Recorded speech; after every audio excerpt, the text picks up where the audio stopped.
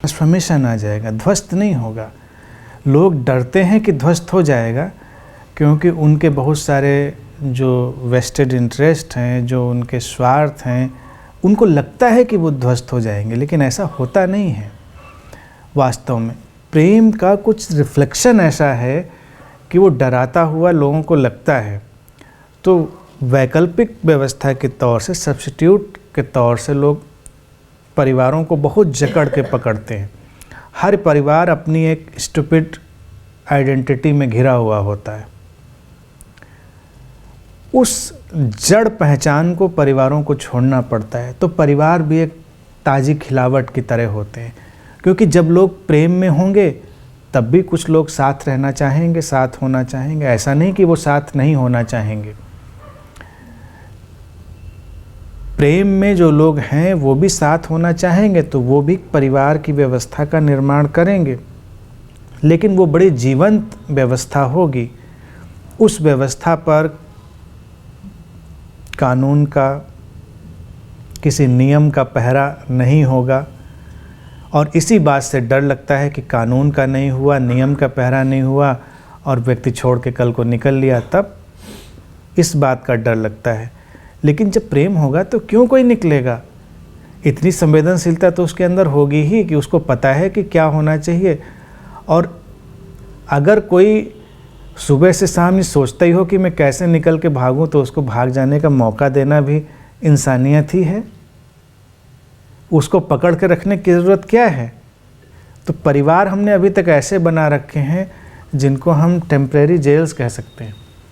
अगर अभी सारी व्यवस्थाएं खोल दी जाएं तो पता नहीं कितने लोग भाग खड़े होंगे, क्योंकि वो बस बंधे हैं किसी नियम से, व्यवस्था से, कानून से, किसी नैतिकता से, और ऐसी ज़िंदगी जी रहे हैं जो उनको जीने लायक नहीं लगती।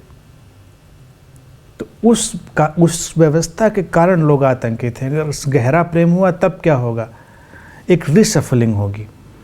हो सकता है ऐसा, लेकिन प्रेम के कारण भी परिवार बनेंगे, जिसको मैं इनलाइटेंड सोसाइटी कहता हूँ। उसमें भी परिवार होंगे, समाज होगा, क्योंकि वो हमारे होने का ढंग है। लेकिन उसके लिए उत्तरदायी केवल हमारी चैतन्य की अवस्था ही होगी, और कोई चीज़ उसके लिए उत्तरदायी नहीं होगी। और अभी तुम परिवारों के ढांचे को देखो, वो सारी अच्छी बातों के विरोध में, सारी अच्छी बातों के विरोध में।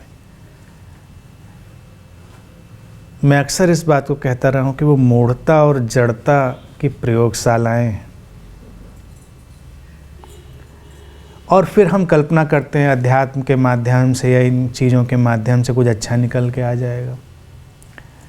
तो ये आध्यात्मिक व्यवस्थाएं उन लोगों के द्वारा ही बनाई जाती हैं जिन्होंने उस तरह की झूठी व्यवस्थाएं बनाई होती हैं। बिना प्रेम के बनाए गए परिवार, तब तुम्हारे स्वार्थ हैं, तुम्हारे अपने अहंकार को बचाए रखने की चीज़ें हैं।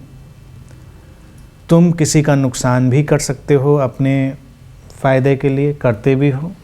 हर पारिवारिक व्यक्ति कर रहा है, वो कहता है अपने परिवार को बचाने के लिए हम कुछ भी करेंगे। अब इस भाषा को ही तुम देखो कितनी खतरनाक है। It's too dangerous. और समाज में स्वीकृत है, लोग बड़े गर्व से बोलते हैं अपने बच्चे की रक्षा के लिए तो माँ हत्या भी कर देगी किसी की।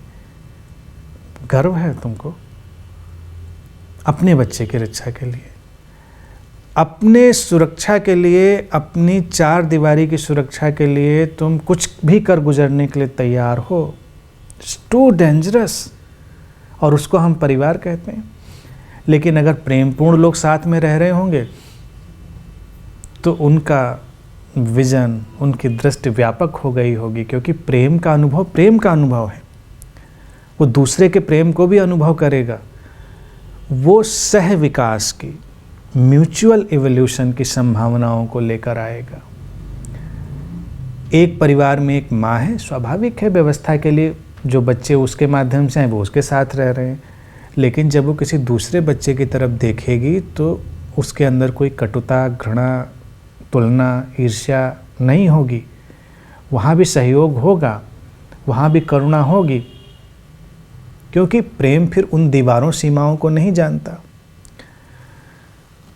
आम तौर से अभी जो कुछ भी है वो सब काम चलाओ ऊपर ऊपर का, ये सारी बातें बस ऊपर ऊपर की हैं, क्योंकि इससे हमको भी सहयोग मिलता है, इसलिए दूसरों को सहयोग देने का काम करते रहना चाहिए।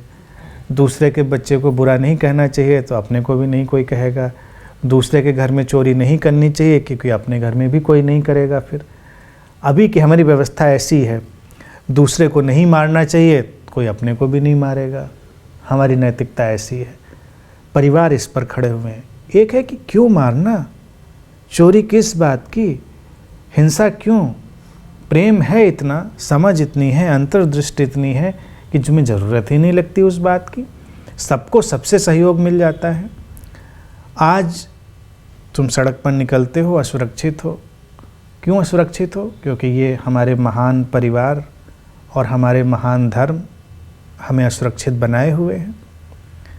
हमें व्यक्ति व्यक्ति जैसा नहीं दिखाई देता है, हमें वो बस केवल एक वस्तु की तरह, उपयोगिता की तरह दिखाई देता है।